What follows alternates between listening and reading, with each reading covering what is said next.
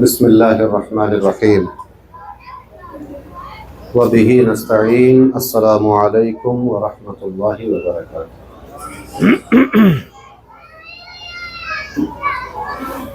الحمد للہ القادر المقتدر القدیر والصلاة والسلام علی السید البشیر النذیر وعلی آلہ وأصحابه ووارث حاله الأمين المكين محي الدين برحمتك يا أرحم الراحمين، وبعد، أعوذ بالله من الشيطان الرجيم، بسم الله الرحمن الرحيم، قل لا أسألكم عليه أجرا إلا المودة في القربى، صدق الله العظيم وبلغنا رسوله النبي الأمين الكريم الرؤوف الرحيم، ونحن على ذلك لمن الشاهدين والشاكرين والحمد لله رب العالمين۔ قال الله تبارك وتعالى مخبرا وآمرا تكريما لحق نبيه وتعظيما، إن الله وملائكته يصلون على النبي يا أيها الذين آمنوا صلوا عليه وسلموا تسليما، اللهم صل وسلم وزد وبارك عليه وعلى آله وصحبه ووارث حاله وعلى من لديه صلاة وسلاما عليك يا رسول الله صلى الله تعالى عليه وسلم۔ چلے جب حضور سوئے فلک بلغ العلا بکمالہ، کوئی دیکھے رخ کی چمک دمک کشف الدجا بجمالہ، وہ ہیں بے مثال دری چشک حسنت جمیع خصالہ، انہیں دیکھ لیں تو پڑھیں ملک صلو علیہ وآلہ، اللہم صلی وسلم وزد وبارک علیہ وعلی آلہ وصحبہ ووارث حالہ وعلی من لدیہ صلاۃ وسلام علیک یا رسول اللہ صلی اللہ تعالی علیہ وسلم۔ اللہ تبارک و تعالیٰ کا فضل و احسان کہ اس نے ہمیں اور آپ کو اس مبارک محفل میں حاضر ہونے کی توفیق عنایت فرمائی۔ قابل مبارکباد ہیں وہ لوگ جنہوں نے اس محفل کا انعقاد کیا، اس کو سجایا، اور آپ تمام حضرات جو اپنے گھروں سے چل کر یہاں تشریف لائے، اللہ تبارک و تعالی ہم سب کو جزائے خیر عطا فرمائے۔ حسب روایت معمول کے مطابق آج کا یہ اجلاس منعقد کیا گیا ہے۔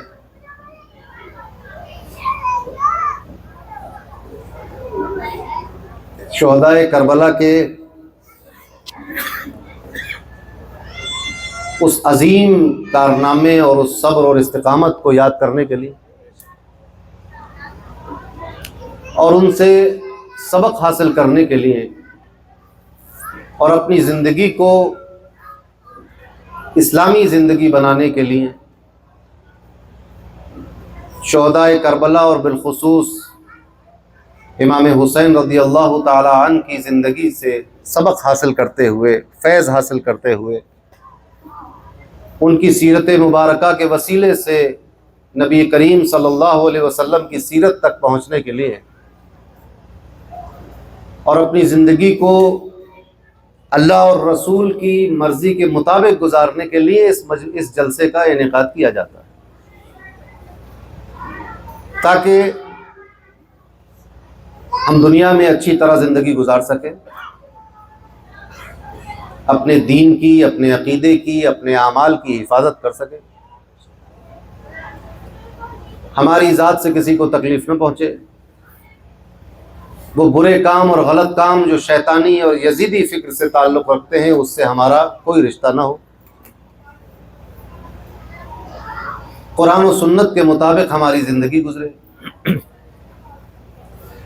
یہی سب وہ اسباب ہیں کہ جن کے لیے یہ جلسہ منعقد کیا جاتا ہے، جن کی وجہ سے یہ جلسہ منعقد ہوتا ہے، تاکہ ہم اس سے کچھ سبق حاصل کریں، دین کو سیکھیں۔ محرم کا مہینہ ہے، پوری دنیا جانتی ہے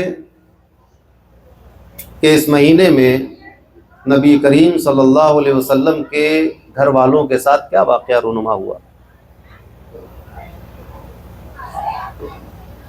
اور حضور کے گھر والوں نے اس موقع پر اپنی زندگی کو، اپنے عمل کو اور اپنی استقامت کو کس طرح دنیا والوں کے سامنے پیش کیا، ایک نمونہ بنا کر پیش کیا کہ مصیبت اور آزمائش کے وقت میں ایک مومن کو کیا کرنا چاہیے۔ ہر سال یہ جلسہ ہوتا ہے، یہی باتیں اس میں کہی جاتی ہیں ملتی جلتی اس سے۔ ہر بار ہم اپنے دل کو اور اپنے ضمیر کو اور اپنی فکر کو اس میں دعوت فکر دیتے ہیں، جھنجھوڑتے ہیں کہ اب آنے والے وقت میں ہم بھی حسینی کردار ادا کریں گے، اپنے دین کے لیے، اپنے عقیدے کے لیے، اپنے اعمال کے لیے، اپنی اسلامی زندگی کے لیے۔ پھر وقت گزر جاتا ہے، پھر شیطان اپنا کام میں لگ جاتا ہے، پھر وہ دوسری چیزوں میں دماغ ادھر ادھر لگا دیتا ہے۔ وہ تو کہہ کے آیا اللہ سے کہ میں تیرے بندوں کو جو صراط مستقیم پہ ہیں انہی کو بہکاؤں گا۔ پھر وقت گزرتا ہے، پھر محرم آ جاتا ہے، پھر اس میں ہمیں سوچنے کا موقع ملتا ہے کہ ہم کیا کر رہے ہیں، کس طرف جا رہے ہیں، توبہ کرتے ہیں، پھر واپس آتے ہیں۔ تو یہ ایک طریقہ ہے کہ جو لوگ فکری طور پر، عملی طور پر دین سے دور ہو رہے تھے ان کو دین سے قریب لانے کا ایک آسان طریقہ ہے کہ محرم کے مہینے میں، ربیع الاول شریف کے مہینے میں، 11ویں کے مہینے میں، مختلف بزرگوں کی تاریخوں میں، شہداء کی تاریخوں میں، بالخصوص محرم کی تاریخ میں لوگ جمع ہوں اور دین کی بات ہو اور اسلام کی بات ہو، نبی کریم کا پیغام اور اللہ کا حکم عام کیا جائے، نبی کریم کے خاندان کے سیرت کو دیکھتے ہوئے، نبی کریم کے اصحاب کی سیرت کو دیکھتے ہوئے، اس امت کے علماء اور اولیاء کی سیرت کو دیکھتے ہوئے ہم اپنی زندگی آگے بڑھائیں۔ یہی مقصد ہے اس پورے معاملے کا۔ اب ہوتا یہ رہا کہ اب یہ جلسہ ہوتے ہوتے برسات کے موسم میں آ گیا ہے۔ سب سے پہلی آزمائش تو بارش نے لے لی آپ کی، کہ جس وقت میں جلسہ شروع ہونا تھا اس میں بارش ہو گئی، سارا انتظام جو ہے وہ درم برم ہو گیا۔ پھر بارش کے رکنے کا انتظار کرتے رہے، پھر بارش رکی، پھر اثر نو کرسیاں پوچھی گئیں، اسٹیج کی چادر بدلی گئی، ایسا ہوا ویسا ہوا پورا۔ اور کسی وقت بھی بارش ہو سکتی ہے، بارش کا موسم ہے، لیکن اس کے باوجود بھی آپ لوگ اتنی تعداد میں یہاں جمع ہو گئے، دیکھ کر مجھے خوشی ہوئی۔ اللہ تبارک و تعالیٰ آپ کے اس جذبے کو اور اس شوق کو سلامت رکھے اور آپ کی محنتوں کو قبول فرمائے اور اسلامی زندگی گزارنے کی توفیق عنایت فرمائے، خاتمہ بالخیر فرمائے۔ ابھی مفتی لطف صاحب کے کلام سے کچھ شعر ان بچوں نے پڑھے، مجھے حضرت کے 2 شعر یاد آئے۔ حضرت فرماتے ہیں کہ رخ پر نور پر یوں تو نگاہیں جم نہیں سکتی، رخ پر نور پر یوں تو نگاہیں جم نہیں سکتی، کنکھیوں سے مگر دیکھیں گے ہم صورت محمد کی، کنکھیوں سے مگر دیکھیں گے ہم صورت محمد کی۔ فرماتے ہیں کہ لگایا اس کو سینے سے، جگہ دی اس کو جنت میں، لگایا اس کو سینے سے، جگہ دی اس کو جنت میں، مزہ دکھلا گئی حنانہ کو فرقت محمد کی، مزہ دکھلا گئی حنانہ کو فرقت محمد کی۔ اللہم صلی وسلم وزد وبارک علیہ وعلی آلہ وصحبہ وبارک حالہ وعلی من لدیہ صلاۃ وسلام علیک یا رسول اللہ صلی اللہ تعالی علیہ وسلم۔ لکھنؤ کے ایک شاعر کی ایک ربائی مجھے یاد آ رہی ہے، سماعت فرمائے۔ منقبت میں امام علی مقام کی، وہ کہتے ہیں کہ ہر فصل پہ ساون کی جوانی برسے، ہر فصل پہ ساون کی جوانی برسے، آرام و خوشی و شادمانی برسے، موقوف نہیں ابر پہ کہہ دیں جو حسین سورج کی شعاؤں سے بھی پانی برسے، موقوف نہیں ابر پہ کہہ دیں جو حسین سورج کی شعاؤں سے بھی پانی برسے۔ حضور قادری دولہ فرماتے ہیں کہ نیاز و ناز کے منظر دکھا رہے ہیں حسین، نیاز و ناز کے منظر دکھا رہے ہیں حسین، گلے پہ تیغ ہے اور مسکرا رہے ہیں حسین، گلے پہ تیغ ہے اور مسکرا رہے ہیں حسین۔ تو امام عالی مقام کو یاد کرنے بیٹھے، مگر میں چاہتا ہوں کہ آپ لوگ ابھی جو یہ انہوں نے کلام پڑھا، ہر آئینے میں سورت محمد کی، تو اگر کبھی اس کو غور کریں کہ حضور کے ان دونوں شہزادوں میں حضور کی سیرت اور حضور کی صورت کس طرح نظر آتی ہے۔ حضرت امام حسن، حضرت امام حسین رضی اللہ تعالیٰ عنہ، اس پر میں تھوڑی سی گفتگو کروں گا کیونکہ وقت بہت ہو گیا ہے۔ اب عام طور سے ہی جلسہ 11:15 بج رہے ہیں، ختم ہو جاتا تھا اس وقت۔ خطبہ مسنونہ کے بعد جس آیت کریمہ کی تلاوت کرنے کا، اس جز کا تلاوت کرنے کا شرف حاصل کیا ہے، اللہ فرماتا ہے پیارے نبی صلی اللہ علیہ وسلم سے، اے محبوب آپ دنیا والوں سے یہ کہہ دیں، لوگوں کو یہ بتا دیں کہ میں نے جو تم تک دین پہنچایا، دین کی تبلیغ کی، تمہیں سیدھا راستہ دکھایا، تمہیں اللہ کا کلام لا کر دیا، اللہ کے احکامات پہنچائے، قل لا اسألکم علیہ اجرا، آپ ان سے کہہ دیجئے کہ اس کام کا عوض میں تم سے نہیں چاہتا، میں کوئی اجر تم سے نہیں چاہتا ہوں، کسی اجر کا سوال تم سے نہیں کرتا ہوں، نہیں کروں گا۔ آپ اجر سمجھتے ہیں اسی سے اجرت ہے۔ جب آپ کسی مزدور کو لاتے ہیں کام کے لیے تو وہ جو کام کرتا ہے اس کام کے بدلے میں آپ اس کی اجرت دیتے ہیں۔ اجرت دینے کا مطلب یہ ہوتا ہے کہ تم نے ہمارا یہ کام کیا، ہم نے اس کے بدلے تمہیں اجرت دی۔ تو وہ جو کام کرتا ہے اس کام کا عوض وہ چیز بنتی ہے جو آپ دیتے ہیں اس کو۔ اب اگر کوئی آپ کا مکان بناتا ہو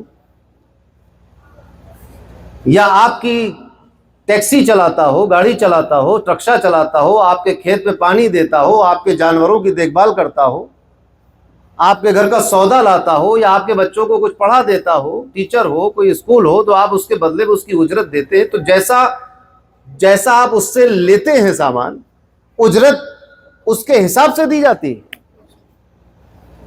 ایسا تو نہیں ہوتا کہ آپ رمضان پور سے بدایوں بس اسٹینڈ تک جانے کی اجرت اتنی دیں جتنی بدایوں سے دلی جانے کی ہوتی ہے۔ ایسا کرتے ہیں کیا؟ تو زیادہ بڑی اجرت کس چیز کی ہوگی؟ رمضان پور اڈے سے بدایوں جانے کی یا بدایوں سے دلی جانے کی؟ کیوں ہوگی؟ کیونکہ اجرت کام کے حساب سے ہوتی ہے۔ آپ ایک ٹیمپو میں، ایک گاڑی میں بیٹھے 20 منٹ کے لیے 15 کلومیٹر دور جانے کی اس کی اجرت کم ہوگی، اور 250 کلومیٹر جانے کی اجرت زیادہ ہوگی۔ اس بات کو سمجھانے کسی قرآن اور حدیث کی دلیل کی ضرورت ہے؟ بتائیے، کیا دو باشرہ آدمی آپ سے گواہی دیں گے تب مانیں گے اس بات کو؟ عقل بتا رہی ہے، اور ایک بچہ بھی اس بات کو جانتا ہے کہ ایک ٹافی 1 روپے میں اور پوری ٹافی کا ڈبہ زیادہ روپے کا۔ بات سمجھ میں آئی؟ یہ بچے بھی جانتا ہے۔ اگر کسی بچے کا باپ اس کو 1 روپیہ دے کر کہے جاؤ چیز لے آؤ، تو وہ پورا ڈبہ ٹافی کا نہیں لیتا، مانگتا ہی نہیں جا کے دکان والے سے۔ اور اگر آپ اس کو کہہ کے بھیجیں کہ یہ 1 روپیہ دے کر پورا ڈبہ لے آنا ٹافی کا، تو بچہ آپ ہی پر شک کرے گا کہ اب بس رات کو تو صحیح سوئے تھے، صبح ان کو کیا بہکی بہکی باتیں کرنے لگے، کیا ہو گیا صبح میں ان کو؟ کیوں مسعود بھائی، آپ کے ساتھ ہوا کبھی ایسا؟ کوئی عقل مند آدمی ایسا نہیں کرتا۔ یہ انسان کی فطرت میں یہ بات ہے کہ جیسی مشقت ہوگی اجرت ویسی ہوگی. اگر 1 تولہ سونا کسی سے لوگے تو بدلے میں تمہیں 1 لاکھ روپے دینا ہوں گے, اور اگر 1 کلو تربوز اور آم لینے جاؤ گے تو 1 لاکھ روپے نہیں دو گے. کیوں؟ کیونکہ جیسی مبیع ہے ویسا ثمن ہے, جیسا سامان ہوگا قیمت ویسی ہوگی. تو اب اگر آپ سونے کو دیکھیں تو قیمت کا اندازہ ہوگا, اور اگر قیمت آپ کی جیب میں ہے تو سونے کا اندازہ لگ جائے گا آپ کو. آپ کی جیب میں 10 لاکھ روپیہ ہے تو آپ سمجھ لو گے کہ میں کتنا سونا خرید سکتا ہوں, یا آپ کی جیب میں 10 تولے سونا ہے تو آپ سمجھ سکتے ہو کتنے میں بیچوں گا میں. سمجھ میں آئی بات؟ یا اور مثال دوں کوئی؟ آ گئی بات سمجھ میں سب کے؟ جیسی چیز ویسی اجرت. آپ کو اگر اس کو پلٹ کر آپ دیکھیں, کوئی آپ سے یہ کہے کہ 10 تولے سونا ہے 50,000 میں دے دوں گا, آپ کیا سمجھیں گے؟ چرا کے لایا ہے کہیں سے, یا دھوکہ دے رہا, نقلی ہے نا؟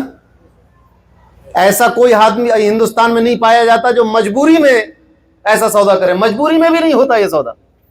سب کو معلوم ہے کہ سونا بیچنا ہے تو سونا ایک ہی ریٹ ہے, مجبوری کس بات کی ہے؟ کسی بھی ساہوکار کا کنڈی کھٹکھٹا کے سونا دکھاؤ گا وہی ریٹ دے گا جو صبح میں دکان میں بیٹھ کر دیتا ہے. بات سمجھ میں آئی؟ تو جیسا سامان ویسی اجرت, ویسا بدلہ, ویسی قیمت. اب آپ سوچیں, قرآن کی قیمت لگا سکتے ہو؟ نہیں لگا سکتے. اپنے بڑے بوڑھے بزرگوں سے پوچھو کہ جب بچوں کے لیے قرآن شریف لینے کسی شوقین بک ڈپو پہ جاتے ہیں تو یہ نہیں پوچھتے کہ قیمت کتنی ہے, کہتے ہیں کہ ہدیہ کیا ہے اس کا, کیونکہ قرآن کی قیمت تو کوئی دے نہیں سکتا. آئی بات سمجھ میں؟ یہ وہ کتاب ہے کہ جس کو اگر پہاڑوں پہ نازل کیا جاتا تو پہاڑ ریزہ ریزہ ہو جاتے. یہ کلام الہی ہے, اس کا عوض اور اجرت کچھ بن نہیں سکتی. پوری دنیا کو ایک پلے میں رکھ دیا جائے اور قرآن کی ایک آیت ایک پلے میں رکھ دی جائے تو برابری نہیں ہو سکتی. اب قرآن کے ساتھ حدیث کو بھی جوڑو, حضور کے ارشاد کو بھی جوڑو, اور حضور کی وہ 63 سالہ زندگی جوڑو جو تمہارے درمیان انہوں نے گزاری ہے. ان کے فیصلوں کو اس میں رکھو, ان کی دعاؤں کو اس میں رکھو, اللہ کی طرف سے آنے والے ہر پیغام کو اس میں رکھو, معراج کے سفر کو اس میں رکھو, اللہ کی بارگاہ میں حضور کی مقبولیت اور اس کو امت کے لیے جو دعائیں کی ہیں سب کو رکھ دو. اس کے بعد پوچھو کہ حضور اس کا عوض کیا ہوگا؟ فرمایا الا المودۃ فی القربى, میری اولاد سے محبت رکھنا. مجھے پیسوں کی ضرورت نہیں ہے, مجھے سامان کی ضرورت نہیں ہے. اگر اس دین کا بدلہ کچھ ہو سکتا ہے تو میری اولاد سے محبت ہو سکتی ہے, اس کے علاوہ کچھ ہو نہیں سکتا. عربی گرامر کا قاعدہ ہے, جب کسی چیز کی نفی کر کے استثناء کے ذریعے کسی کو مستثنیٰ کیا جائے تو وہ پھر اس کے لیے استثناء کے بعد والی چیز اس کے لیے موضوع ہوتی ہے. آپ کہتے ہیں لا الہ, کوئی معبود نہیں, الا اللہ. پتہ چلا کہ کوئی معبود نہیں دنیا میں, مطلب اس دنیا کو کسی نے نہیں بنایا. یہ کہنا نہیں چاہ رہے ہیں آپ یہ کہنا چاہ رہے ہیں اللہ کے سوا کوئی نہیں. لا الہ الا اللہ, کوئی معبود نہیں. یہ عقیدہ ہے کسی کا؟ کوئی معبود ہی نہیں ہے الا اللہ. تو اصل مقصد یہ ہے کہ آپ یہ کہنا چاہتے ہو اللہ کے سوا کوئی معبود نہیں. کہا کیسے؟ لا الہ, نفی کر کے کہا. اس کا مطلب ہوا کہ صرف اور صرف اللہ ہے, آدھا پونا ذرا سا کوئی شریک نہیں ہے. فرمایا لا اسالکم, کوئی سوال نہیں کرتا, کوئی اجرت نہیں, الا المودۃ, سوائے محبت کے. الا المودۃ فی القربى, اپنے رشتہ دار عزیزوں سے, حضور کے اولاد سے, ان کے نواسوں سے, ان کے اہل بیت سے محبت کے سوا علیہ میں جو ہے ضمیر ہے اس کا مرجع دین کی طرف ہے, احکام دین کی طرف ہے, جو حضور نے آ کر نبوت اور رسالت کی تبلیغ کی جو ذمہ داری ادا کی ہے اس کے عوض میں کچھ نہیں چاہتے سوائے اولاد سے محبت کے, رشتہ داروں سے محبت کے سوا کچھ نہیں ہے, اہل بیت سے محبت کے سوا کچھ نہیں ہے. پتہ یہ چلا کہ اب اگر حضور کے اس احسان کے مقابلے پر کوئی چیز رکھی جا سکتی ہے تو یہی کہا جا سکتا ہے حضور آپ دین لے کر آئے تھے، ہم نے آپ کے اولاد پر جان نثار کر دی، حضور آپ نے دین عطا فرمایا تھا، ہم آپ کے گھر والوں سے پیار کرتے ہیں، اس کے علاوہ دوسرا لفظ بولا نہیں جا سکتا۔ کوئی انسان یہ کہہ نہیں سکتا حضور جو آپ نے دین عطا فرمایا اس کے بدلے میں ہم نے نماز پڑھی ہے، اس کے بدلے میں روزہ رکھا ہے، اس کے بدلے میں حج کیا ہے، اس کے بدلے میں طواف کیا ہے، یہ نہیں کہہ سکتے۔ آپ نے جو دین دیا اس کے بدلے میں تم کیا کرو گے؟ تم سے نماز پڑھنے کا مطالبہ نہیں، یہ مطالبہ اللہ کا ہے۔ روزے رکھنے کا مطالبہ حضور کا نہیں، یہ مطالبہ اللہ کا ہے۔ حضور سے تو اللہ یہ مطالبہ کرا رہا ہے، فرمایا کہ آپ کہہ دیجئے کہ میرے اس کام کے بدلے الا المودۃ فی القربى، میرے عزیز اور رشتہ داروں سے، میری اولاد سے، میرے خاندان سے محبت کرنا۔ یہ اس حضور کی اس عظیم الشان خدمات کا جو اللہ کی طرف سے ان کے سپرد کی گئی تھیں، اس کا عوض حضور نے اپنی قرابت داروں سے محبت کو ٹھہرایا ہے،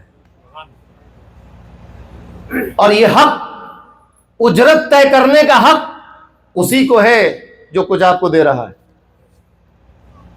میں کہہ سکتا ہوں کہ یہ چھڑی میں دو روپے میں بیچ دوں گا، میری چھڑی ہے، حالانکہ میرا بیچنے کا ارادہ نہیں، مثال دے رہا ہوں۔ تو حضور جو حضور نے جو ہمیں دیا اس کے بدلے میں حضور یہ چاہتے ہیں کہ حضور کے گھر والوں سے محبت کرو۔ اب محبت کا طریقہ کیا ہوگا اس پر گفتگو ہوگی۔ محبت کرو کا مطلب کیا ہے کہ ان کا ایک بت بنا کر اس کی پرستش شروع کر دی جائے؟ محبت کیسے کرو گے؟ کیا ان کو سجدہ کرو گے؟ عبادت کرو گے؟ محبت کیسے کرو گے؟ تو محبت کے جو طریقے اسلام نے دیے ہیں ان طریقوں پہ محبت ہوگی، اور وہ محبت وہی قابل قبول ہوگی جو شریعت کے دائرے میں ہوگی۔ حضور کی شریعت کے دائرے سے باہر جا کر کیا جانے والا عمل مردود ہوتا ہے، کسی کام کا نہیں ہوتا۔ جیسے آپ کو بھوک لگی تو آپ کو کھانا ہے، جان بچانے کے لیے کھانا کھانا فرض ہے، مگر اس کا ایک دائرہ ہے، چرا کے نہیں کھا سکتے، چھین کے نہیں کھا سکتے۔ شریعت کا جو دائرہ ہے اس کے اندر رہ کر کھانا پینا، شادی بیاہ، سب کچھ کام۔ تو ایسے ہی حضور سے اور حضور کی آل سے اور اصحاب سے، اہل بیت سے محبت کرو گے تو شریعت کے پہرے کے اندر کرو۔ آپ کہیں کہ حضور نے تو محبت کی بات کہی ہے، کوئی قید تو نہیں لگائی کہ محبت کیسے کرنی ہے، تو ہم ڈھول بجا کے محبت کریں گے۔ آپ سوچئے، کوئی کہہ سکتا نہیں بات؟ میں کالے کپڑے پہن کے محبت کا اظہار کروں گا، میں ماتم کر کے محبت کا اظہار کروں گا، میں نوحہ خوانی کر کے اور مرثیے پڑھ کے محبت کا اظہار کروں گا، سینہ پیٹ کر اور بینڈ بجا کر اور ڈھول بجا کر محبت کا اظہار کروں گا، کہہ سکتا ہے کوئی؟ لیکن محبت کے اظہار کے جو شرعی طریقے ہیں انہی طریقوں پر محبت ہوگی۔ اور ایک بات اور عرض کروں آپ سے، کسی سے محبت کا اعلان یہ محبت نہیں ہے، یہ محبت کا اعلان ہے۔ جیسے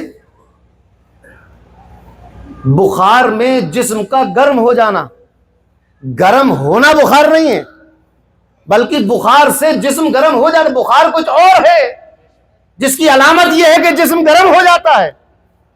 بات سمجھ میں آئی؟ کھانسنا یہ ٹی بی نہیں ہے، لیکن ٹی بی کی بیماری ہو جائے تو کھانسی ہوتی ہے۔ سمجھ میں آئی بات؟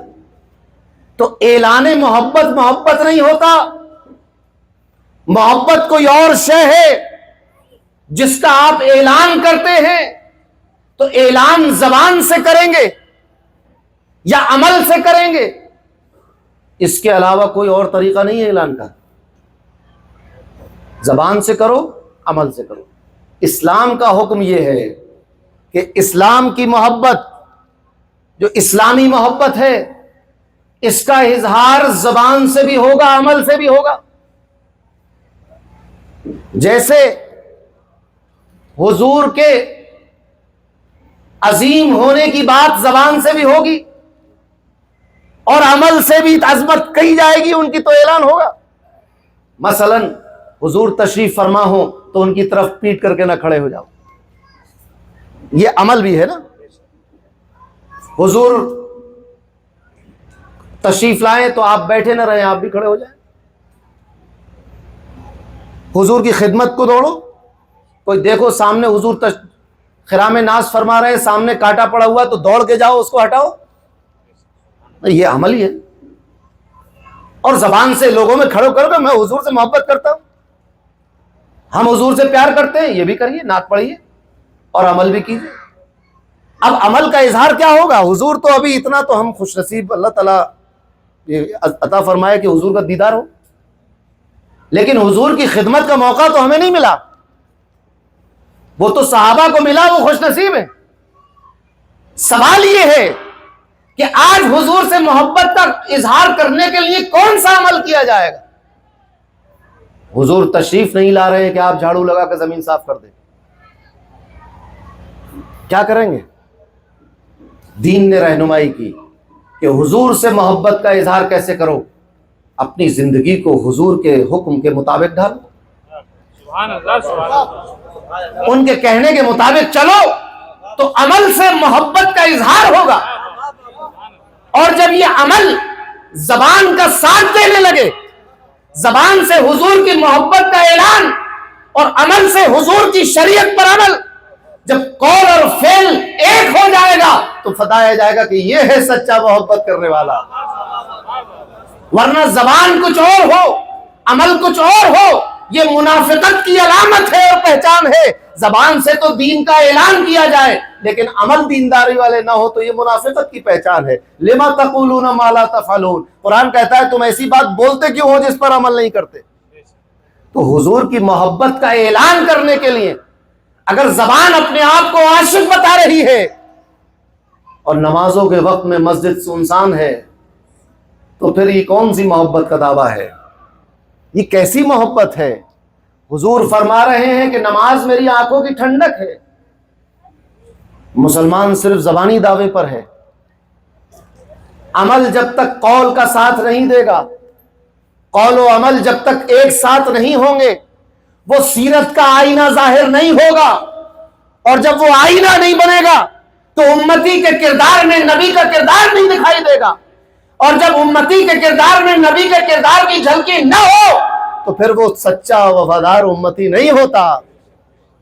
پھر تو وہ کسی اور کی، کبھی حضور کی پیروی کرتا ہے، کبھی کسی شیطان کی پیروی کرتا ہے، کبھی کسی فرعون کے راستے پہ نکل جاتا ہے، کبھی کسی یزید کے راستے پہ نکل جاتا ہے. پھر وہ پکا وفادار نہیں ہے، وہ مطلبی ہے، موقع پرست ہے. جو زبان سے دین کا اقرار کرے، چوریاں کرتا پھرے، شراب پیتا پھرے، جوا کھیلتا پھرے، سود لیتا پھرے، شادیوں میں بینڈ بجواتا رہے اور ناچ کراتا رہے، تو پھر یہ تو قول و فعل میں تضاد ہو گیا. حضور کی سیرت کی جھلکی اگر مسلمان کے کردار میں نہیں ہے تو پھر آپ محبت کی دعوے داری میں مکمل سچے نہیں. اب ذرا کربلا کے میدان کو دیکھو کہ اپنی سیرت میں وہ نواسہ رسول بھی ہیں، جگر گوشہ رسول بھی ہیں، اولاد رسول بھی ہیں، ابن رسول بھی ہیں، لیکن اس کے ساتھ ساتھ امت رسول بھی ہیں. تو دیکھو بیٹے کا کردار یہ ہے کہ باپ اگر حالت نماز میں ہو تب بھی اس کے کندھے پہ چڑھا جا سکتا ہے. یہ ایک بیٹے کا تعلق ہے اپنے باپ دادا اور نانا سے، یہ ایک نواسے اور نانا کا تعلق ہوتا ہے، لیکن ایک امت کا تعلق ہی نہیں کہ نبی کے کندھے پہ چڑھ جائے. وہ چونکہ نواسے ہیں لہٰذا کندھے پہ چڑھ سکتے ہیں بحیثیت نواسا، لیکن وہ امت میں ہے تو سر کٹا دیں گے لیکن دین کے ساتھ سمجھوتا نہیں کریں گے۔ امتی ہونے کا بھی حق ادا کیا ہے، نواسے ہونے کا بھی حق ادا کیا ہے۔ جب نواسے کو دکھانا تھا کندھے پر چڑھ گئے، سجدہ طویل کر دیا، اور جب امت کو دکھانا تھا سر کٹا دیا، یزید کے باطل ہاتھوں میں ہاتھ نہیں دیا۔ تو کربلا میں وہ نظارے ہمیں دیکھنے کو ملتے ہیں جو ایک سچے امتی کے کردار میں نبی کے کردار کی جھلکی ہونا چاہیے۔ نبی کا کردار یہ ہے، فرمایا کہ ایک ہاتھ میں سورج اور ایک ہاتھ میں چاند بھی لا کر رکھ دیں اگر مکہ والے، تو میں دین کی تبلیغ سے منہ نہیں موڑوں گا، میں دین کی تبلیغ کو نہیں چھوڑوں گا، اللہ کے کلمے کو عام کرنے سے نہیں روکوں گا، مجھے نہیں روکا جا سکتا۔ مکے والے کہتے ہیں سارے مکے کی دولت ان کے قدموں میں ڈال دیں گے، تم میرے ہاتھ میں چاند اور سورج بھی رکھ دو تب بھی میں اس تبلیغ سے باز نہیں آؤں گا، اس کو روکوں گا نہیں۔ امت کا کردار کربلا میں دیکھ رہے ہیں آپ کہ تم سر اتار لو لیکن باطل سے سمجھوتا نہیں کریں گے۔ کس طرح اپنے نبی اور اپنے رسول کی سیرت کو اپنے کردار سے ظاہر کیا۔ اگر یہ بات بھی ہے کہ یہ کون کر سکتا ہے، یہ وہی کر سکتا ہے کہ جو اطاعت اور پیروی میں فنا ہو کر ظاہری شکل و شباہت تو حضور جیسی تھی ان کا کردار بھی حضور جیسا تھا، ان کے اعمال بھی حضور جیسے تھے، ان کی استقامت بھی حضور کی استقامت کا فیضان لیے ہوئے تھی، ان کا کردار حضور کے کردار سے منور تھا، ان کی سیرت حضور کی سیرت سے سجی ہوئی تھی۔ تو کربلا کے میدان میں حضور کے مدینے میں مسجد میں حضور کے کاندھے سے لے کر کربلا کے میدان تک امام حسین نے ثابت کیا کہ وہ حضور کے سچے جانشین ہیں، وہ حضور کے سچے نائب ہیں، وہ حضور کے سچے اور وفادار امت کے فرد ہیں، اور وہ حضور کے نواسے ہیں، حضور کا خون ہے۔ ثابت کیا آپ نے، اپنے عمل سے ثابت کیا۔ اگر یقین مانو ایک ایسی بات بول رہا ہوں جو آج تک میں نے تقریر میں نہیں کہی اور شاید کسی نے بھی نہ کہی ہو، اگر نبی کریم صلی اللہ علیہ وسلم امام حسین اور حسنین قریبین کے بارے میں وہ باتیں ارشاد نہ بھی فرماتے جو آپ نے فرمائی ہیں، ان کی سرداری کی، ان کی بڑائی کی، ان کی فضیلت کی، اگر یہ بیان نہ بھی کیا ہوتا تو کربلا کے میدان میں یہ ثابت ہو جاتا کہ حسین جنت کے نوجوانوں کے سردار۔ امام حسین نے اپنے کردار سے ثابت کر دیا کہ میں ہوں چچا جانشین، دیکھو ایسے ہوتے ہیں جان۔ رسول کی امت کو ایسا ہونا چاہیے۔ یقین مسلمان کا کیسا ہو اللہ پر، ایسا ہو جیسا کربلا والوں کا یقین ہے کہ سر اترتا ہے اتر جائے، گردن کٹتی ہے کٹ جائے، کھانا بند ہوتا ہے ہو جائے، پیاس لگتی ہے لگتی رہے، بے عزتی کرنا چاہتا ہے یزید کرتا پھرے، مگر میرا ایمان میرے رب پہ ہے کہ وہ عزت دینے والا ہے، وہ ذلت دینے والا ہے، اور اس نے ایسی عزت امام حسین کو دی، سر تو ان کا کٹا کربلا کے میدان میں، مگر قیامت تک کے لیے نام ان کا اونچا ہو گیا۔ یزید جیت کر لوٹا ہے لیکن قیامت تک ذلیل و رسوا ہو گیا، لعنت و ملامت ہونے لگی۔ یزید کا نام کوئی خوش ہو کر نہیں لیتا، کوئی بھی خوش ہو کر یزید کا نام نہیں لیتا، اور جو خوش ہو کر یزید کا نام لیتے ہوں سمجھ لیجئے کہ ان میں بھی کچھ جراثیم ویسے ہی ہے کہ نہیں؟ امام حسین اور یزید کا نام کیسے آتا ہے؟ ایسے ہی جیسے حضرت موسیٰ کا اور فرعون کا آتا ہے، ایسے ہی نام آتا ہے، جیسے صدیق اکبر اور ابو جہل کا آتا ہے، مولا علی مشکل کشا کا اور ابو لہب کا آتا ہے، دکھانے کے لیے کہ اچھائی اور نیکی اور ایمان اور عقیدہ مولا علی ہے، اور برائی اور کفر اور شرک اور جہنمی ابو لہب ہے، یہ دکھانے کے لیے نام آتا۔ تو ایسے ہی امام حسین کے ساتھ یزید کا طفیلی ذکر ہو جاتا ہے، مگر کس طور پر؟ اس طور پر کہ برائی، ظلم، بربریت، جاہریت، جہالت، دین سے اناد، رسول کی اولاد سے دشمنی، رسول کے دین سے بغاوت کا نام یزید ہے، اور حضور کی محبت، حضور کی سیرت پر عمل کرنا، حضور کی شریعت پر استقامت سے قائم ہو جانا، اللہ کو راضی کرنا، اللہ کے فیصلوں پر راضی رہنا، دین کے لیے اپنا تن من دھن کٹا دینا، اس کا نام حسین ہے۔ یہ دونوں چیزوں کو بتانے کے لیے حسین اور یزید کا نام آتا ہے، ورنہ اچھے نسبت خاک رب عالم پاک، اس کا وقت اس لائق ہے کہ امام حسین کے مجمع میں اس کا ذکر کیا جائے، مگر بتانے کے لیے جنت اور دوزخ دونوں اللہ کی بنائی ہوئی ہے. جنت کی خوشخبری ہے دوزخ سے ڈرو. تو حسین اور یزید دونوں اللہ کے بندے ہیں، لیکن ایک خوشخبری ہے اور ایک عذاب ہے. ڈرو کہ ایسا کرو گے تو یزید والا انجام ہوگا، اور ایسا کرو گے تو حسین کے دامن میں جنت میں زندگی گزرے گی. تو اگر دین سے اناد اور دوری اور بغاوت ہوئی تو یزید کا انجام دیکھو، اور دین سے محبت اور پیار اور عمل اور استقامت اور صبر اور شکر اللہ کا ہوا تو حسین کا مقام دیکھو. اس کے پیچھے گئے تو اس کے ساتھ ہو گئے، اس کے پیچھے گئے تو ہم تو سلسلے والے لوگ ہیں. تاجدار اہل سنت کے پیچھے ہیں، قادری دولہ کے پیچھے ہیں، مقتدر آقا کے پیچھے ہیں، شمس ماریرہ کے پیچھے ہیں، خواجہ غریب نواز کے پیچھے ہیں، غوث اعظم کے پیچھے ہیں، امام حسین کے پیچھے، امام حسن کے پیچھے، مولا علی کے پیچھے، حضرت عثمان کے پیچھے، فاروق اعظم کے پیچھے، صدیق اکبر کے پیچھے، اور امام الانبیاء محمد مصطفیٰ صلی اللہ علیہ وسلم کے پیچھے. تو جن کے پیچھے ہو ان کے جیسے کام کرنے ہوں گے. یہ کوئی لائن نہیں ہے راشن کی کہ آپ کس کے پیچھے کھڑے ہیں. یہ صراط مستقیم ہے، اس پہ چلنا ہوتا ہے. اس پہ چلنا پیروں سے چلنا نہیں ہوتا، اپنے اعمال اور عقیدے سے چلنا ہوتا ہے. جس کے عقیدے اور جس کے اعمال اور جس کی فکر اور جس کی سیرت امام حسین کی جھلکی دکھاتی ہو، ان کا آئینہ ہو، وہ آدمی صراط مستقیم پر ہے، وہ ہے سچا رسول کا امتی. ورنہ دعویٰ تو سب کرتے ہیں. اللہ کا بندہ ہونے کا دعویٰ تو یہودیوں کو بھی ہے، عیسائیوں کو بھی ہے، اور بھی بہت سارے مذاہب والے ہیں جن کا دعویٰ یہ ہے کہ ہم اللہ کے بندے ہیں. لیکن اللہ کا بندہ ہونا تو ظاہر سی بات ہے کہ جو بھی انسان ہے دنیا میں اللہ کا بندہ ہی ہے. ایک بات اور بتاؤں آپ کو، شیطان بھی وہ بھی اللہ ہی کا بنایا ہوا ہے. شیطان خود وہ بھی اللہ کی مخلوق ہے. سرکشی سے پہلے، گھمنڈ و تکبر سے پہلے وہ بھی سجدوں میں ٹائم گزارتا تھا، اپنا عبادت گزار تھا. اپنے آپ کو وہ فخر سے کہتا تھا اللہ کا بندہ ہوں، اللہ کی وحدانیت اور توحید کے جو ہے وہ اقرار کرتا تھا. مگر پھر گمراہی اس کا مقدر بنی، کافر ہو گیا، مردود ہو گیا، لعنتی ہو گیا، نکال دیا گیا، دھتکار دیا گیا.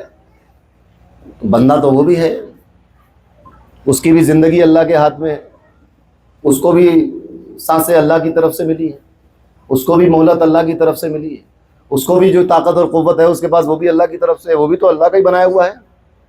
تو اللہ کا بندہ ہونے میں تو سب اللہ کے بندے ہیں. لیکن اس بندگی کو ثابت کون کر رہا ہے؟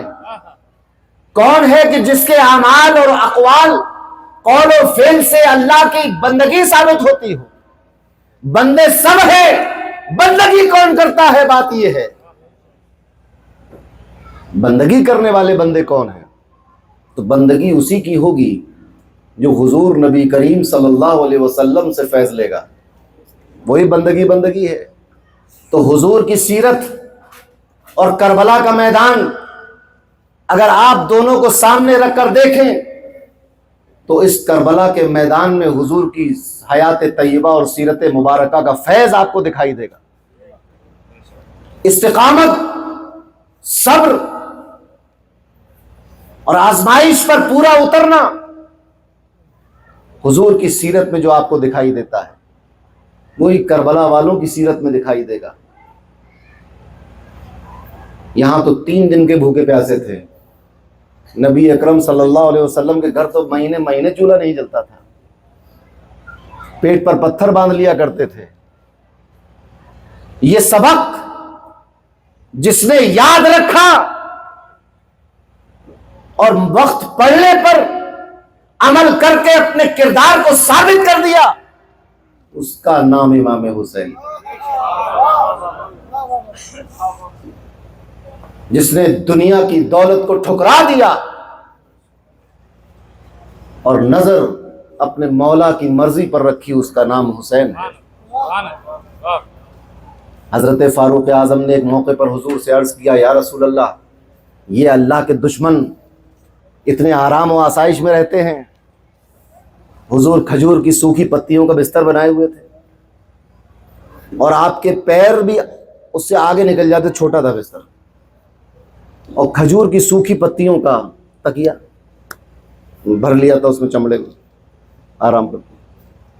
فاروق اعظم نے دیکھا اور عرض کیا یا رسول اللہ، یہ آپ کا اور اللہ کا دشمن کو دیکھیے، آپ کتنے مالدار ہیں ایسو آرام و آسائش میں۔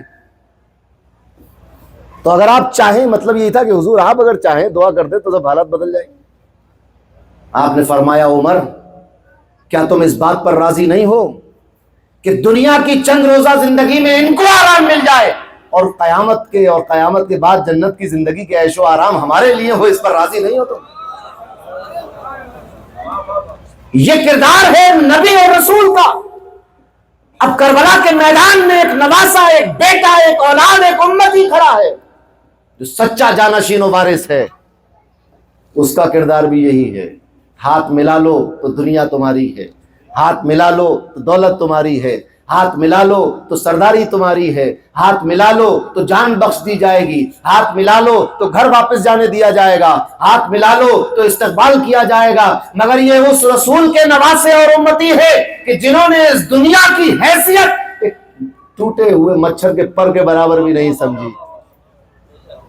آپ نے اس یزید کی اس پیشکش کو قبول نہیں کیا، ہاتھ بچایا، اس کے عوض میں سر کٹوانا گوارا کیا، جان دے دی اللہ اور اس کے رسول کی مرضی پر اور اس کے فیصلے پر اور دین پر اور استقامت پر صبر کرتے ہوئے شکر کے ساتھ۔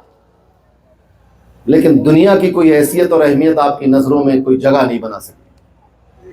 تو امتی کا کردار یہ، رسول کا کردار، دونوں میں کتنی مماثلت ہے، کوئی تضاد نہیں ہے۔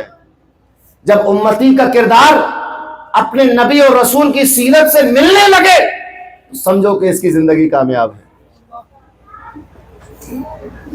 تو حسین اپنے کردار سے بھی عظیم ہے، حسین کا نسب بھی عظیم ہے، حسین کی نسبت بھی عظیم ہے، لیکن حسین اپنے کردار سے بھی عظیم ہے۔ صرف نسب اور نام اور قبیلے اور خون کی بنیاد پر عظمت نہیں ہے، امام حسین کی عظمت اپنے کردار کی بنیاد پر بھی ہے۔ تو اگر وہ بشارتیں، وہ خوشخبریاں اور وہ فضیلت کی باتیں اگر حضور نے نہ ارشاد فرمائی ہوتی تب بھی حضور کے اس جگر گوشے اور حضور کے اس آنکھوں کے نور کے فضیلت میں کوئی کمی نہیں واقع ہوتی، تب بھی دنیا اسی طور پر آپ کو یاد رکھتی کہ آپ نے جو عظیم استقامت کا کارنامہ انجام دیا ہے۔ آپ کو ایک بات اور بتا دوں، کرامت کے ذریعے بڑے بڑے کام کیے جا سکتے ہیں، جیسے ٹھوکر مار کے مردہ زندہ کر دی، ہے کتنا بڑا کام؟ تو کر سکتا ہے ڈاکٹر کوئی دنیا کا؟ ایک بہت بڑی جھیل انا ساگر کو ایک پیالے میں لے لیجیے، کر سکتے ہیں؟ اپنی کھڑاؤں پھینک دیجئے تو وہ ہوا میں اڑتی رہے اور جادوگروں کو عقل ٹھکانے لگا دے۔ ہاتھ اپنے چادر میں لے اور ہاتھ پہنچ جائے سمندر میں ڈوبتے ہوئے جہاز کو پکڑ کے کنارے لگا دے، کتنی بڑی بات ہے۔ تو کربلا میں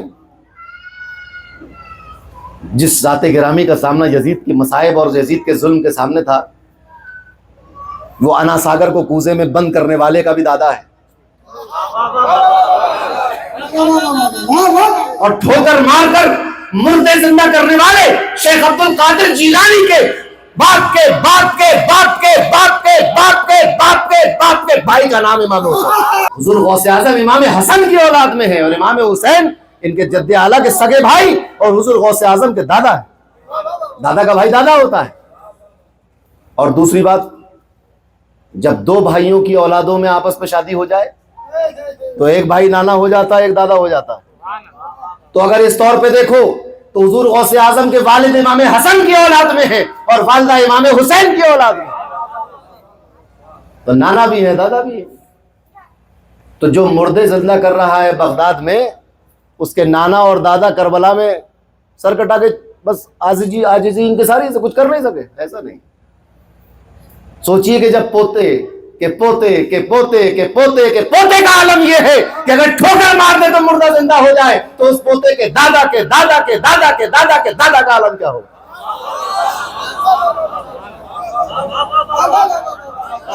مگر اس کے باوجود کربلا کے میدان میں کوئی زمزم نہیں نکلا، علی اصغر کو ٹھوکر مار کر زندہ نہیں کیا گیا، علی اکبر کی جوانی کو واپس نہیں لوٹایا گیا، ایک ایک کر کے سر کٹتا رہا، آپ صبر کرتے رہے، استقامت کے ساتھ قائم رہے۔ پتا چلا کہ ٹھوکر مار کر مردے زندہ کرنا ایک عظیم بات ہے، ایک چھوٹے سے کوزے میں انا ساگر کو بھر لینا ایک عظیم چیز ہے، مگر اس سے بھی بڑی بات وہ ہے جو کربلا کا میدان میں ہو رہی ہے۔ اجمیر اور بغداد سے بڑا کارنامہ کربلا میں ہو رہا ہے، اور وہ کارنامہ کیا ہے؟ وہ کارنامہ یہ ہے کہ سر کٹتا رہے، میں دین نہیں چھوڑوں گا، اولاد کٹتی رہے، میں سمجھوتا نہیں کروں گا، میرے بچوں کو، بھانجوں کو، بھتیجوں کو بے دردی سے کاٹ کر مار کر زمین پر گرا دیا جائے، مگر میری نظر اپنے رب کی رضا سے نہیں ہٹے گی۔ آج امام حسین نے ان مصائب و آلام کا کلیجہ بھی دیکھ لیا، اور ان مصائب و آلام نے امام حسین کا حوصلہ بھی دیکھ لیا کہ نہ ادھر کوئی کمی رہی، نہ ادھر کوئی کمی رہی، نہ ادھر سے ظلم کی کوئی کمی رہی، نہ ادھر سے برداشت کی کوئی کمی رہی۔ اگر وہ کربلا کا مصائب و آلام بے مثال ہے تو نواسہ رسول کا صبر اور استقامت بھی بے مثال ہے۔ نہ کسی نے ایسی مصیبت دیکھی ہوگی، نہ کسی مصیبت میں ایسا سینہ دیکھا ہوگا، ایسا سر دیکھا ہوگا، ایسا حوصلہ دیکھا ہوگا۔ کربلا کا میدان ظلم کا استعارہ بن گیا، محرم کا مہینہ ایک علامت بن گیا ہے یزید کے ظلم کی اور امام حسین کے صبر کی۔ محرم کے مہینے میں دونوں چیزیں سمجھ میں آتی ہیں کہ ادھر ظلم کی انتہا نہیں، ادھر استقامت اور صبر کی انتہا نہیں۔ ہوتا کیا ہے کہ جب مصیبت شروع ہوتی ہے بندہ بھی کہتا دیکھ لوں گا کیا ہے، بخاری تو آیا 2 دن میں ٹھیک ہو جائے گا، لیکن جب 2-3 دن ٹھیک نہیں ہوتا بخار، پھر آپ اپنے علاقے کے کسی ڈاکٹر کے پاس جاتے ہیں جو 15-20 روپے میں 20-25 گولیاں دے دیتا ہے، گھر ہی، ایک لال، ایک پیلی، ایک کالی، ایک سفید، ایک لمبی، ایک گول، کہ لو 4 گولیاں صبح، 4 شام، 4 دوپہر، کوئی نہ کوئی تو اثر کر ہی جائے گی۔ 3-4 دن اور پھر ایک پلاسٹک کی شیشی میں ایک لال رنگ کی دوا دے دیتا ہے کہ لو پی لینا، جو اس کے ہاں ایک کین میں بھری ہوتی ہے 5 لیٹر والی۔ 3-4 دن کھا کے صحیح ہو گئے تو ٹھیک، نہیں ہوئے صحیح، اب تشویش ہوئی، کہہ رہے اب وہ حوصلہ اور ہمت اور استقلال اور صبر دامن چھوڑنے لگا۔ اب لوگوں نے بھی کہا کہ کیا کر رہا ہو، شہر جا کے دکھاؤ کسی اچھے ڈاکٹر۔ سرکاری اسپتال پہنچ گئے، سہیل کو فون کیا، سہیل بھائی میں ذرا اسپتال آ رہا ہوں، کسی ڈاکٹر کو دکھوا دے گا۔ ٹھیک نہیں صاحب، یہ اسپتال میں مل گیا آپ کو، کہا یہ سرکاری ڈاکٹر کو دکھا۔ 1 ہفتہ 10 دن وہاں بھی علاج کر لیا، اب بھی ٹھیک نہیں ہوئے، اب حوصلہ چھوڑ دیا، گھر والوں کو رونا آنے لگا، کہہ رہے بھائی کیا ہوگا ان کا، تو بخار بڑھتا جا رہا، تو اب بریلی لے کے چلو، دلی لے کے چلو، علی گڑھ میڈیکل کالج۔ گھبرا جاتے ہیں، نا امید ہو جاتے ہیں، لوگ سوچنے لگتے ہیں کہ اگر واپس نہیں آیا تو کیا ہوگا، ابھی بیٹے کی شادی کرنی تھی، ابھی لڑکی کی منگنی ہوئی تھی، ابھی تو فصل بوئی ہے، کاٹے گا کون، جو قرض دیا ہے اس کو واپس کون لے گا، ابھی تو ایک کام کرنا تھا، ابھی گھر بنانا تھا، ابھی فلاں۔ لیجئے صاحب، نا امیدی کے مارے آؤ، پیروں کے پاس بھاگ رہے ہیں، باباؤں کے پاس بھاگ رہے ہیں، یہ گنڈا، وہ تعویذ، یہ مرچ اتاری اور وہ نیبو، یہ سب ہوتا ہے۔ ارے وہ جو پہلے دن بخار آیا تھا، اس دن جو ایمان تھا وہ کہاں گیا؟ اس دن تو یہ تھا کہ آیا ہے، سردی کا لگ گئی تھی، نہا لیے تو اٹھنے بعد ختم ہو جائے گا، اللہ مالک ہے، یہ اللہ مالک اب کہاں گیا؟ اب خون کی جانچ بھی ہو رہی ہے، پیشاب کی جانچ بھی ہو رہی ہے، تھوک کی جانچ بھی ہو رہی ہے، ایکس رے بھی ہو رہا ہے، MRI بھی ہو رہا ہے، اب گھر کا سامان بکنا شروع ہوا، پہلے زیور بیچ کے علاج کرایا، پھر زمین بیچ کر علاج کرایا، جانور بیچ دیے، کس لیے بھائی؟ ارے کہیں مر نہ جائے۔ دیکھ لیا اپنے حوصلے ہمت، دیکھ لی اپنی، یہ ہے موت کا ڈر، اور کوئی کنفرم بھی نہیں کہ مری جاؤ گے، کوئی کنفرم نہیں، لیکن جہاں تلوار نکلی ہوئی ہو، تیر آ رہے ہوں، گولیاں چل رہی ہوں، اس میدان میں جاؤ گے تو ابھی امید ہے کہ مارے ہی جاؤ گے۔ آپ ذرا سوچیں، یہ ہے مومن، آج کے مسلمان کا حوصلہ کہ مصیبت آئی تو سینہ سپر ہے کہ دیکھ لیں گے کیا ہوا، بخار تو ہی آیا یار، مر تھوڑی جائیں گے اس میں۔ ذرا سا نزلہ ہی تو ہے، چلو بھائی چلتے.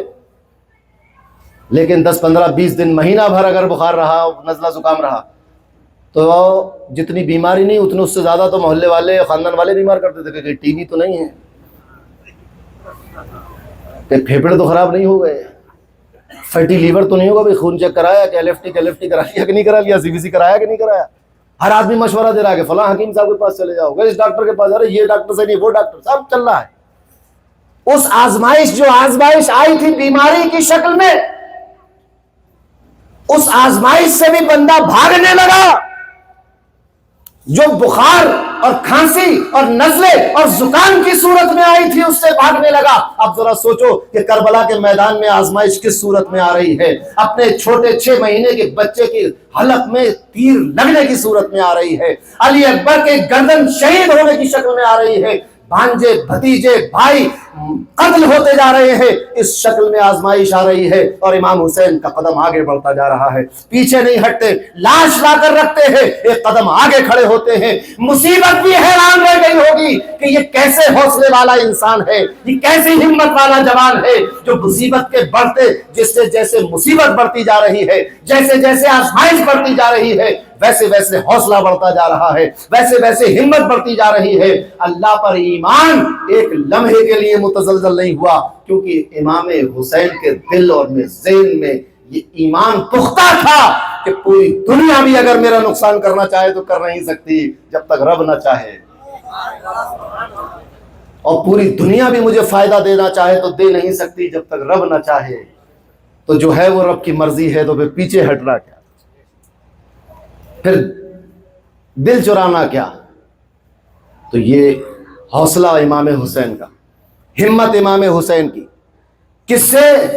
یزید کی تو اوقات ہی کچھ نہیں ہے ان کے سامنے. یزید کیا، خود فرعون آ جاتا، حامان اور شداد اور نمرود بھی آ جاتے تو امام حسین کو کیا فرق پڑتا. لیکن جو مصائب اور آزمائشیں ان کے ساتھ آئی ہیں، وہ آزمائشیں آسان نہیں ہیں. آپ سوچیں کہ آپ جب تذکرہ سنتے ہو کربلا کا تو آپ کے رونگٹے کھڑے ہو جاتے ہیں. جس شخصیت کے سامنے یہ واقعات ہو رہے ہوں، جس کے ساتھ یہ ہو رہا ہو، اس کا کیا عالم ہوگا. مگر اس کا عالم یہ تھا کہ ان کے جیسے جیسے آزمائش بڑھتی جا رہی ہے، حوصلہ بڑھتا جا رہا ہے. نہ پہلے اللہ سے کوئی شکوہ تھا، نہ بعد میں اللہ سے کوئی شکوہ ہے. یہی حال رسول اور نبی کے کردار میں آپ کو دکھائی دے گا. جیسے جیسے مکے والوں کے ظلم اور زیادتی بڑھتے گئے، ادھر سے ہمت اور حوصلہ بڑھتا گیا. جیسے جیسے آزمائش بڑھتی رہی، ویسے ویسے نبی کی استقامت نے بھی رنگ دکھانا شروع کیا، جلوہ دکھانا شروع کیا. آپ کے پتھر مارے گئے، دانت شہید ہوا، پیروں میں آپ کا خون مبارک پیروں کی ایڑیوں تک آ گیا، مگر آپ کے حوصلے اور ہمت میں کوئی کمی نہیں آئی. یہی فیضان اور یہی جھلک کربلا کے میدان میں دکھائی دے رہی ہے، جو احد کے میدان میں دکھائی دی گئی تھی، جو طائف کے میدان میں جلوہ گری تھی، اسی کا فیضان اور اسی کی جلوہ گری کربلا کا میدان بھی دکھا رہا ہے. فرق یہ ہے کہ وہاں رسول کا ساتھ سامنا دشمنوں سے تھا، یہاں اولاد رسول کا سامنا دشمنوں سے تھا. تو امام حسین نے ایک ہی وقت میں کتنے حق ادا کیے. ایک بیٹے نے باپ کا حق ادا کیا، ایک نواسے نے نانا کا حق ادا کیا، ایک مرد مجاہد نے جہاد کا حق ادا کیا، اور ایک وفادار امت کے فرد نے امت کا حق ادا کیا، اور ایک بندے نے اللہ کا حق ادا کر دیا. نہ ان کی زندگی میں حقوق العباد میں کمی آئی، نہ حقوق اللہ میں کمی آئی. ایک وقت میں. تبھی تو قادری دولہ نے کہا کہ نیاز و ناز کے منظر دکھا رہے ہیں حسین، نیاز و ناز کے منظر دکھا رہے ہیں حسین، گلے پہ تیغ ہے اور مسکرا رہے ہیں حسین. سبحان اللہ سبحان اللہ. کہہ دینا سن دینا بہت آسان ہے، مگر سوچو گلے پہ تیغ ہے اور مسکرا رہے ہیں حسین. آپ کو معلوم تھا کہ یہ تلوار میرا نقصان کرنے نہیں آئی ہے، میرا فائدہ کرنے آئی ہے. اس معبود حقیقی اور محبوب حقیقی سے ملاقات کا ذریعہ یہ تلوار بننے والی ہے. اور حضور نے جو بشارت دی ہے کہ جنت کے نوجوانوں کی سرداری تو یہ اس کا ذریعہ یہ تلوار بننے والی ہے. تو تلوار آپ کو خوف زدہ نہ کر سکی، بلکہ تلوار کی چمک آپ کے ہونٹوں پہ مسکراہٹ کا باعث بنی ہے، گلے پہ تیل ہے اور مسکرا رہے ہیں حسین. اس لیے مسکراتے ہیں، جانتے ہیں کہ تلوار کی کوئی اوقات نہیں ہے. اوقات اور طاقت اور قوت تو میرے رب کی ہے، فیصلہ تو رب کا ہے. تلوار کا کیا فیصلہ ہے؟ فیصلہ رب کا ہے. تو گلے پہ تیل ہے اور مسکرا رہے ہیں حسین. یہ ہے فلسفہ اس شعر کا. تو نبی کی اور رسول کی سیرت اور ان کی زندگی کا فیض ان کی امت میں کیسے نظر آیا؟ ایسے نظر آیا.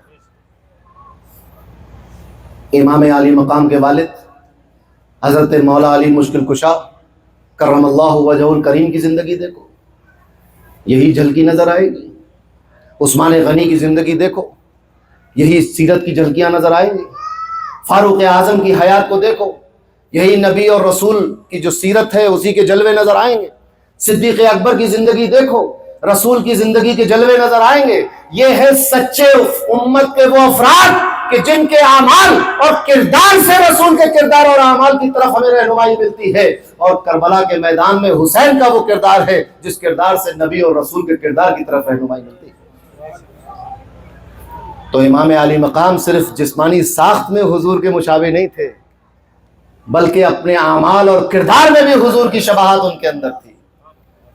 جس طرح نبی کریم مکے کے بدماشوں اور غنڈوں سے اور ان کی سرکشی سے اور ان کے ظلم و زیادتی سے کبھی نہ ڈرے نہ گھبرائے، ایسے ہی ان کا بیٹا اور ان کا نواسا، ان کا لخت جگر نور نظر امام حسین اور ان کا کنبہ یزید کے ظلم و زیادتی سے نہ ڈرتا ہوا نظر آیا، نہ گھبراتا ہوا نظر آیا. شہادت کا شوق، اللہ سے ملاقات کی تڑپ اور رسول کے دین کی حفاظت کا جذبہ اور سنتوں کی حفاظت اور شریعت کی حفاظت کا شوق امام حسین کو کہاں تک لے آیا؟ یزید کی تلوار کے نیچے لے آیا. مگر کس شان سے؟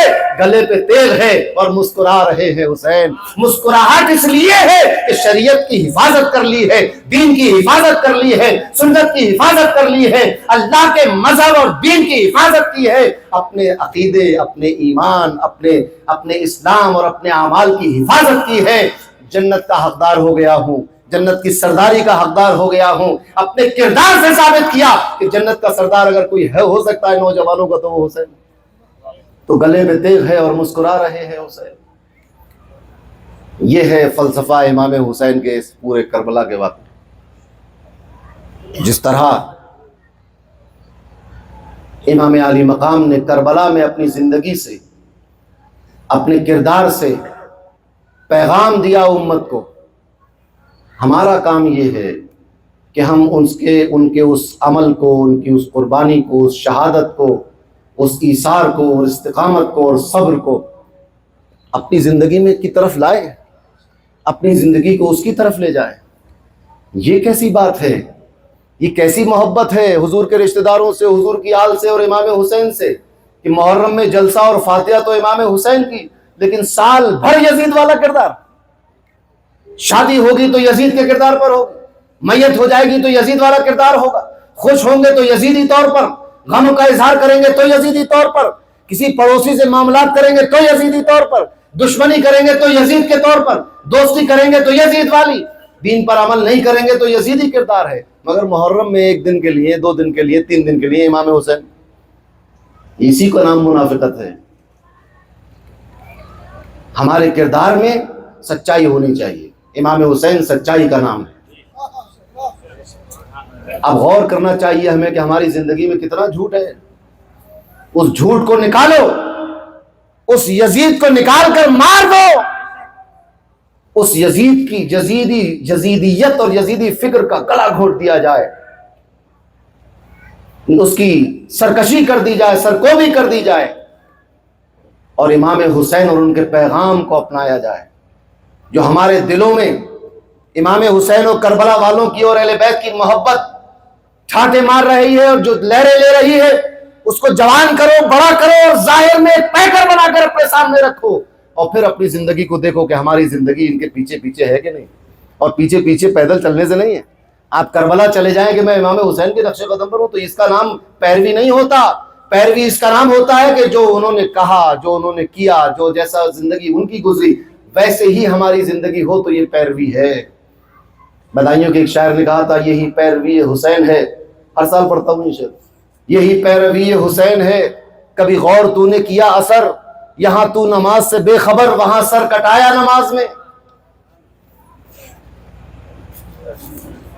آپ سوچیں کہ بس مصیبت کو جھیل لینا یہی امام حسین کی پیروی؟ نہیں نہیں، مصیبت کے ساتھ ساتھ نماز بھی قضا نہیں ہونی چاہیے. نہ بندوں کا حق قضا ہو، نہ اللہ کا حق قضا ہو. حقوق اللہ بھی ادا ہوتے رہیں، حقوق العباد بھی ادا ہوتے رہیں، اور صبر، استقامت اور شکر بھی ہو، تو پھر ہم کہہ سکتے ہیں سینہ چوڑا کر کے، گردن اٹھا کر کے، ہم ہیں حسینی اور امام حسین کے عاشق. اور یہ جلسے اسی لیے منعقد کیے جاتے ہیں کہ جو گرد و غبار ہم پر چھا گیا ہے وہ دور ہو اور امام حسین کی طرف ایک قدم بڑھائیں. تو انشاءاللہ اللہ تبارک و تعالیٰ سے دعا ہے اور امید ہے کہ وہ ہمیں کربلا والوں کی، بالخصوص امام حسین کی، حضرت امام حسن کی، مولا علی مشکل کشا کی، خلفائے راشدین کی، نبی کریم صلی اللہ علیہ وسلم کی تعلیم پر عمل کرنے کی توفیق عنایت فرمائے. ان کے نقش قدم پہ ہمیں چلائے، حضور کی سنتوں کو اپنانے کی توفیق دے، دین سے محبت کرنے کی توفیق دے، شریعت پر عمل کرنے کی توفیق دے. اور یہ عزم مصمم ہم کر لیں تو بہت آسان ہے. ٹھان لیں دل میں کہ اب دین کی بغاوت نہیں کریں گے، دین سے خلاف ورزی نہیں کریں گے. اللہ سے دعا کریں کہ اللہ تعالیٰ آسانیاں پیدا فرما، ہمارے دل کی دنیا بدل دے، ہمیں سچا پکا عاشق حسین بنا، عاشق رسول بنا، سچا پکا امتی بنا، سچا پکا اپنا بندہ بنا لے. تو یہ دعا کرتے رہیں اور اس کے ساتھ کوشش کرتے رہیں، تو انشاءاللہ وہ تو دعاؤں کو قبول کرنے والا ہے. اسلامی زندگی ہو، خاتمہ بالخیر ہو جائے. اللہ تعالیٰ ہماری دعاؤں کو قبول فرما لے اور صحیح طور پر دین پر چلنے، دین پر عمل کرنے، صحیح عقیدہ رکھنے اور اس کی حفاظت کرنے اور نیک اعمال کرنے کی توفیق عنایت فرمائے. امام حسین کی محبت کو ہمارے دلوں میں، ہماری اولاد در اولاد، نسلوں در نسلوں اس کی محبت کو، اہل بیت کی محبت کو ہمارے نسلوں میں بھی، ان کے دلوں میں بھی اللہ تعالیٰ اس کو اتارے، تاکہ قیامت کے دن اعمال تو برے ہو سکتے ہوں، کوئی بعید نہیں کہ اعمال برے ہوں، یقیناً برے ہی ہوں گے جب اتنے برے ہم کام کر رہے ہیں، لیکن یہ نہ لکھا ہو ہمارے نامہ اعمال میں کہ اہل بیت سے محبت نہیں کرتے تھے. یہ نہ لکھا ہو، کیونکہ اس دین کو جو حضور نے ہم تک پہنچایا، اس کی جو اجر اور جو سوال ہے امت سے کہ اس کے بدلے میں تم کیا کرو، الا المودۃ فی القربہ. تو یہ محبت ہمارے دلوں میں ہمیشہ رہے، حضور سے محبت رہے، ان کے اہل بیت سے محبت رہے، ان کے اصحاب سے محبت رہے، اولیاء صالحین سے محبت رہے، شہداء سے محبت رہے، ائمہ مجتہدین سے محبت رہے، اور اہل سنت والجماعت پر ہم قائم و دائم رہیں. آمین یا رب العالمین. وآخر دعوانا الحمدللہ رب العالمین.